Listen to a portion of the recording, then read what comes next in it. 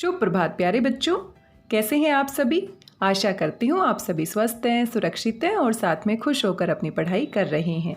आज की इस वीडियो में हम हल करने वाले हैं हमारा आंकलन कार्यपत्रक 5 जो कि मिला है आपको 11 अक्टूबर 2021 को।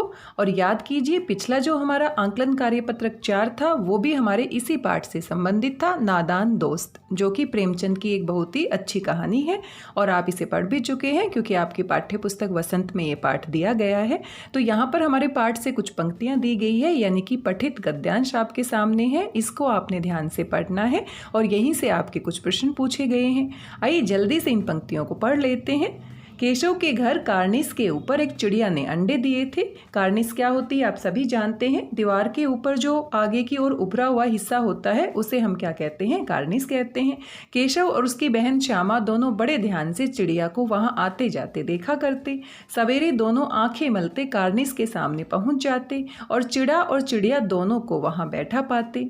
उनको देखने में दोनों बच्चों को न मालूम क्या मजा मिलता। दूध और जलेबी की सुध भी न रहती थी। दोनों के दिल में तरह तरह के सवाल उठते थे। और कौन कौन से सवाल उठते थे श्यामा और केशव के मन में? अंडे कितने बड़े होंगे, किस रंग के होंगे, कितने होंगे, क्या खाते होंगे, उनमें से बच्चे किस तरह निकल आएंगे, बच्चों के पर कैसे निकलेंगे, पर क्या होते हैं, पंख होते हैं, घोंसला कैसा है। लेकिन इन बातों का जवाब देने वाला कोई नहीं। न अम्मा को घर के काम धंधों से फुर्सत थी, अम्मा सारा दिन घर के काम करती रहती थी, और न बाबूजी को पढ़ने लिखने से, और बाबूजी पढ़ने लिखने का काम करते रहते थे।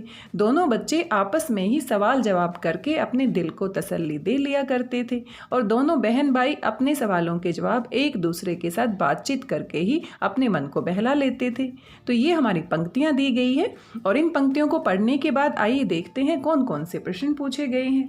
दोनों बच्चे आपस में किस तरह तसल्ली किया करते थे, तो ये तो प्रश्न हमारा अभी अंतिम पंक्ति से ही पूछ लिया गया है। अभी अभी हमने पढ़ा सवाल जवाब करके दोनों बच्चे एक दूसरे के साथ सवाल जवाब करके क्या करते थे, अपने मन को तसल्ली दे लेते थे। तो कौन सा विकल्प सही है आपका? सी विकल्प सही है। श्यामा केशव से छोटी थी तो श्यामा जो सवाल करती उनके जवाब केशव देता। इस तरह से सवाल जवाब करके वो एक दूसरे को तसल्ली किया करते थे। अम्मा को किससे फुर्सत नहीं थी? अम्मा को घर के काम धंधों से ही फुर्सत नहीं मिलती थी। ए विकल्प हमारा सही है। बड़े ही आसान से सवाल पूछे गए हैं, आप देख सकते हैं।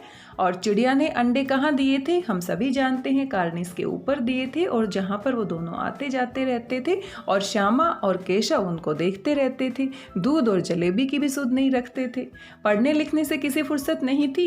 बाबूजी को पढ़ने लिखने से फुर्सत नहीं थी और इसी कारण से श्यामा और केशव खुद से ही एक दूसरे से सवाल जवाब करते रहते थे।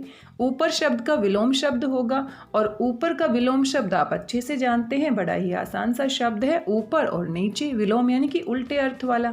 तो ऊपर कार्निस के ऊपर अंडे दिए थे और नीचे, नीचे कौन होते थे? श्यामा और केशव होते थे।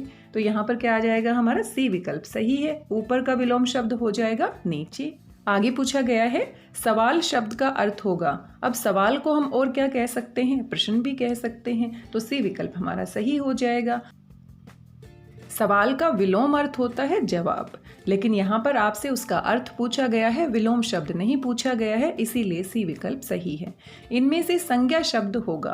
तो नाम वाले शब्दों को हम क्या कहते हैं? संज्ञा कहते हैं। किसी व्यक्ति, वस्तु, स्थान व भाव के नाम को हम संज्ञा कहते हैं। तो केशव यहाँ बच्चे का नाम है, तो यही हमारा क्या है? संज्ञा शब्द है। अब अच्छा, अच्छा तो विशेषण होता है, किसी की विशेषता बताने के लिए प्रयोग करते हैं। वह तो हमारा किसी के नाम के स्थान पर प्रयोग करते हैं, सर्वनाम है। सुखी, सुखी भी हमारा संज्ञा शब्द नहीं है। इनमें से सर्वनाम शब्द होगा और सर्वनाम शब्द क्या होते हैं? संज्ञा के स्थान पर जो प्रयोग किए जाते हैं। तो नदी, झरना, पहाड़ ये तो नाम है, वस्तुओं के नाम है। तो यहाँ पर डी विकल्प सही है। वह हमारा क्या है? सर्वनाम है, जिसको हम किसी नाम के स्थान पर प्रयोग कर सकते हैं। इन शब्दों में से तत्सम शब्द चुनकर लिखिए। और तत्सम शब्द क्या होते हैं आप अच्छे से जानते हैं, हमारी कार्यपत्रिकाओं में भी बार बार पूछे जाते हैं। जो शब्द सीधे संस्कृत से हिंदी में प्रयोग किए जाते हैं बिना किसी बदलाव के, उन्हें हम क्या कहते हैं? तत्सम कहते हैं। तो यहाँ पर देखिए कौन सा शब्द हमारा तत्सम है? ध्यान, तसल्ली, दिल, धंधे। तो ध्यान जो शब्द है वो हमारा संस्कृत का है, जिसे हम संस्कृत में भी प्रयोग करते हैं और वैसे के वैसे हम इसका प्रयोग हिंदी में भी करते हैं। तो कौन सा विकल्प सही हो जाएगा? ए विकल्प सही हो जाएगा।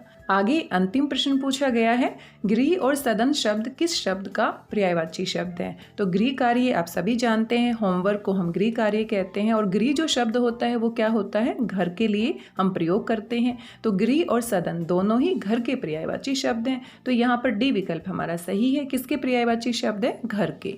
ये कुल हमारे 10 प्रश्न दिए गए थे जो कि बड़े ही आसान थे। अगर पाठ को हम ध्यान से पढ़ते हैं तो बड़ी आसानी से इनके उत्तर दे सकते हैं। आज के इस वीडियो में बस इतना ही। मिलते हैं अगले वीडियो में किसी और महत्वपूर्ण जानकारी के साथ। तब तक स्वस्थ रहिए, व्यस्त रहिए, मस्त रहिए, खुश होकर पढ़ते रहिए। मेरी भाषा हिंदी भाषा परिवार के साथ जुड़ने के लिए आप सभी का धन्यवाद, बहुत बहुत धन्यवाद।